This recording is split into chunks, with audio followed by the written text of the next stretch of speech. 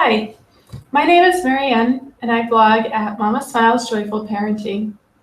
Today, I'm talking to you about some great ways you can explore the world with your kids. If you read my blog, then you will know that I was raised in 5 different countries on 3 continents. So global awareness is really important to me. My husband also, his dad was what we call a third culture kid also, so he was raised in countries other than his own passport country. So this is a big part of our family culture. Our kids are so far being raised in our native United States, and it will probably stay that way. Luckily, there's a lot of ways that you can explore the world with your kids. Travel would be my top choice, and probably everyone's top choice, but that's not always practical. So today I'm sharing some easy ways you can learn about the world with your kids while having a great time from the comfort of your own home. So the first thing I want to talk about is puzzles.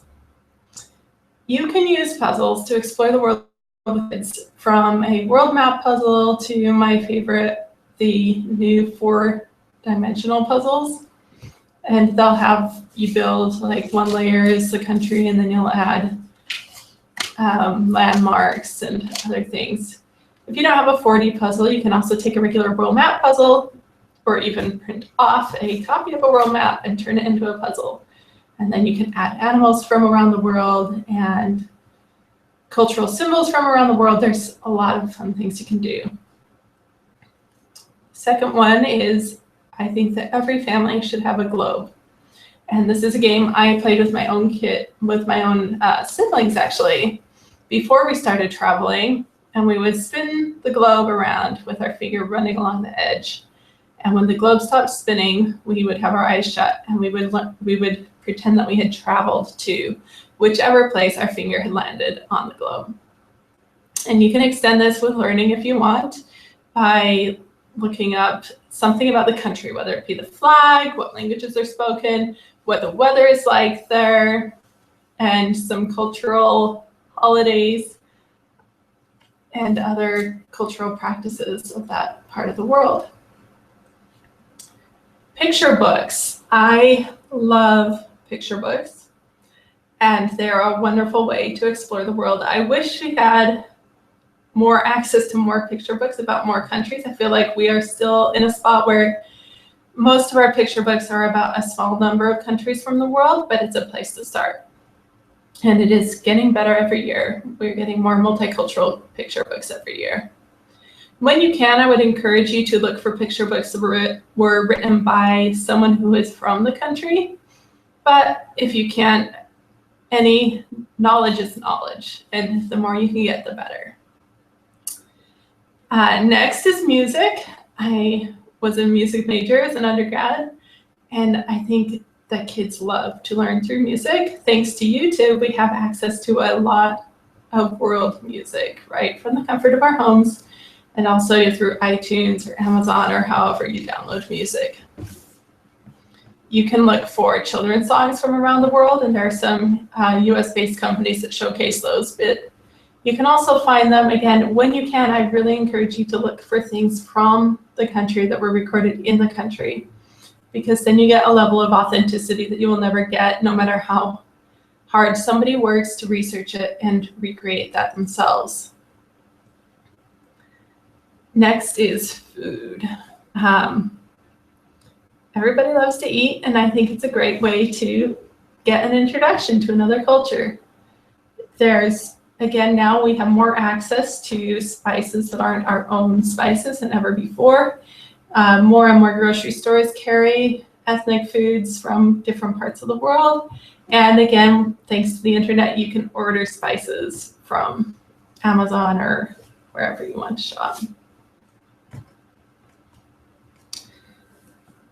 Going back to maps, we always try to have one big wall map somewhere in our house. And one of the fun, and it's there mainly just so that the kids kind of gradually are looking at this world map and learning about the world as they look at it. But one of our fun activities that we've done that's been a hit every time is to look at weather around the world. And again, this is another place where having the internet really comes in handy. You can Go online, decide where are we going to visit today, and maybe you'll combine it with the spin the globe activity so that there's an element of surprise there. And then you go to a website like weather.com or any other weather website and you type in where you are virtually traveling that day and you look up the weather. And I would encourage you to make a guess about what you think the weather will be like there before you look it up. Sometimes it's what you think, and sometimes it's a surprise. We used to live in Massachusetts, and now we live in California, and generally it's a lot warmer in California than Massachusetts, but sometimes we get surprised, and it'll be colder here than there. It'll be a real surprise if we ever get some snow, of course. But another thing is,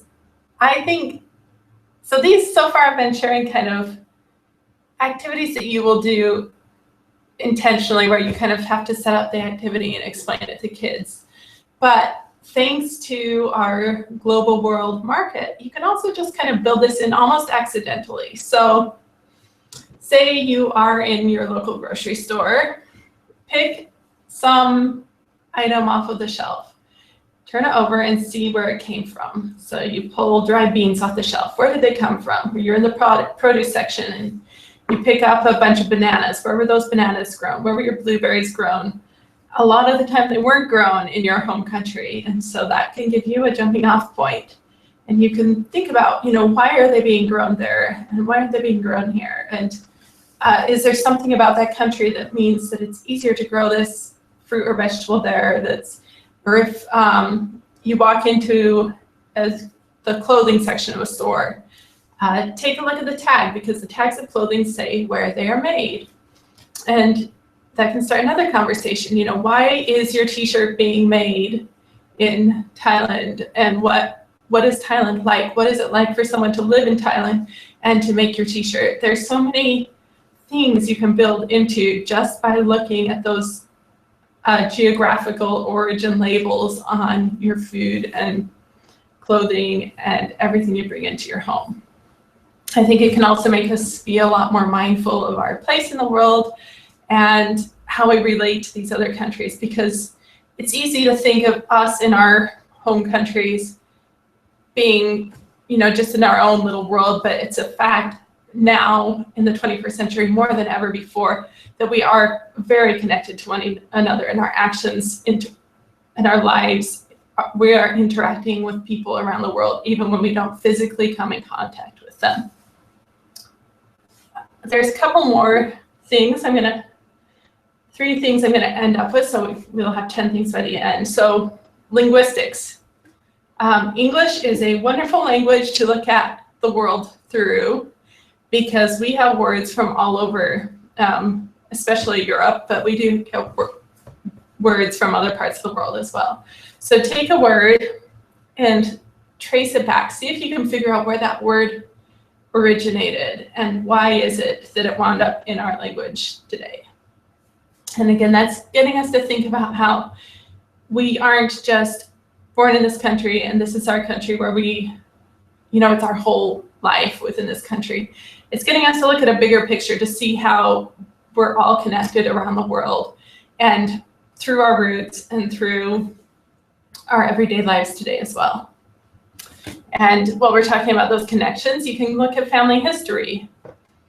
Chances are that your grandparents, great-grandparents, great-great-great-great, you might have to go back a few generations, but chances are that you have not always lived in the exact place that you live today. And this is more true of Americans probably than anyone else. But you can go back, even with other groups, you might have to go back further. But take a look and see, where did those parents, grandparents, great-great-great-great-grandparents, where did they come from? Do you see any pieces in your family culture today that might have originated from those earlier countries of origin? And what has changed and what has stayed the same across generations and through these migrations across the world? And my last one is connected to history. It's visit a living history site, because sometimes we forget that there's a lot about our world that we don't know, including the world we currently live in. So when we lived in Massachusetts, we loved going to a place called Old Sturbridge Village, which is American life set in the 1830s. And you can see so much has changed and some things have stayed quite a bit the same. And it's just getting us, encouraging our children and also us as parents to look more carefully about how life is impacted by what came before and what might change for our children. You learn about the world by being more aware of your place within that world. And as starting from a puzzle, looking at how the pieces going together, to spinning a globe, to reading picture books, listening to music, tasting food, looking at weather on, today, what is the weather like here in California? What is it like in Massachusetts? What is it like in China? What is it like in Russia? What is it like in Afghanistan? What is it like in Botswana? And we're seeing we are alike in so many ways and different in so many ways also. And that's part of what makes the world such a fascinating place to live.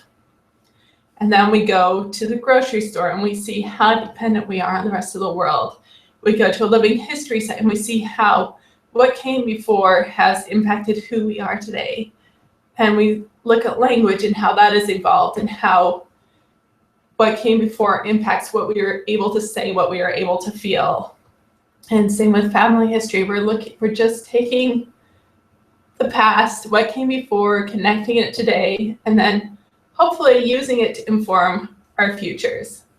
And I hope that as you explore the world this way with your kids, it can help you build memories and can give your kids a better sense of self so that they will understand where they came from, and that can help them inform who they want to be as they grow up.